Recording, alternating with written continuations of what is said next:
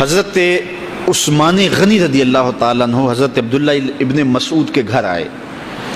یہ اس وقت آئے جب حضرت عبداللہ ابن مسعود سخت بیمار تھے اور موت و حیات کی کشمکش میں تھے.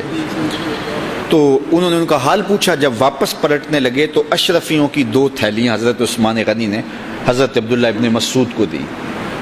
تو حضرت عثمان کو تھیلیاں دیتے ہوئے دیکھ کر کے حضرت عبداللہ ابن مسعود صحابی رضی اللہ تعالیٰ عنہ نے کہا یہ کیا ہے؟ کہا یہ جو ہے ضروریات پوری کر لینا. تو آپ نے کہا کہ میں تو جا رہا ہوں, میری تو ضروریات ختم ہو رہی ہیں. تو کہا حضرت آپ کی بیٹیاں تو ہیں, بیٹا تو ہے نہیں, تو یہ آپ کے بعد آپ کی بیٹیوں کے کام آ جائیں گے. تو حضرت عبداللہ ابن مسعود کا یقین دیکھیے, فرمانے لگے کہ یہ کسی اور کو دے دو, میری بیٹیوں کو ضرورت نہیں رہے گی, اس لیے کہ میری بیٹیاں اتنی دیر تک سوتی نہیں ہیں جتنی دیر تک سورہ واقعہ نہیں پڑھ لیتے. اور میرے رسول نے وعدہ کیا ہے, اور یہ بات میں نے اپنے کانوں سے سنی ہے, کہ سورہ واقعہ جو ہے وہ فقر کو دور کرتی ہے, اور میری بیٹیاں سورہ واقعہ کی عامل ہیں. تو کہا کہ یہ پریشانی مجھے تو نہیں ہونی چاہیے کہ میرے بعد میری بیٹیوں کو رزق کہاں سے ملے گا جب ان کے پاس سورہ واقعہ موجود ہے. کہا یہ اٹھا لو اور جا کے اس کو دو جس کے پاس سورہ واقعہ نہیں ہے.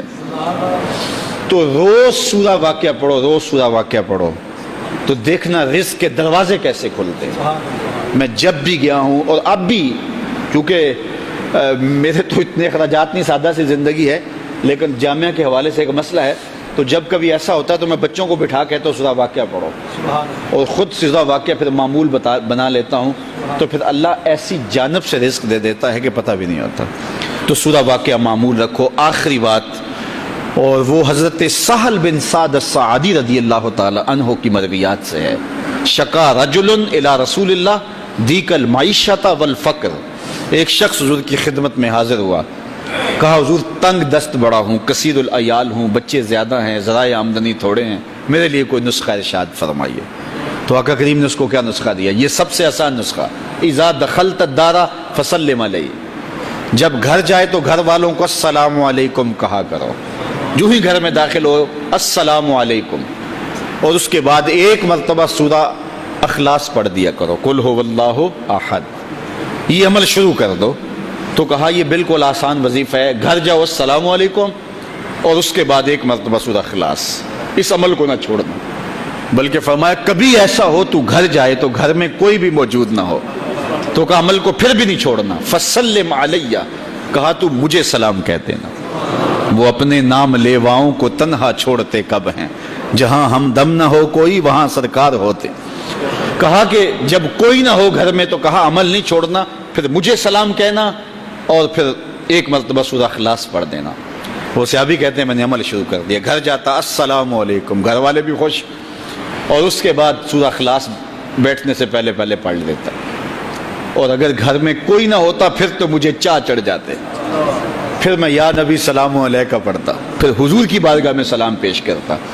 اور ملا قاری نے اس پہ گفتگو کی ہے مرقات شرح مشکات کے اندر, کہ آخر حضور کو سلام کیوں کہنا ہے. انہوں نے جو لفظ کہے ہیں لفظ سنیے, وہ کہتے ہیں لِأَنَّا رُوحَهُ عَلَيْهِ السلام موجود فی بیوت المسلمین. اس لیے کہ آقا کی روح مومنوں کے گھروں کے اندر فیض بانٹ رہی ہوتی.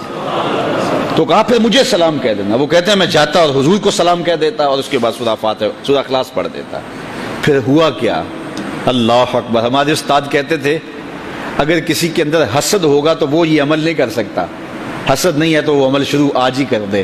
وہ کہتے ہیں حتی افاد اللہ جیرانہ, اس عمل کی برکت سے میں نے تو امیر ہونا ہی ہونا تھا, میرے ہمسائے بھی امیر ہو گئے.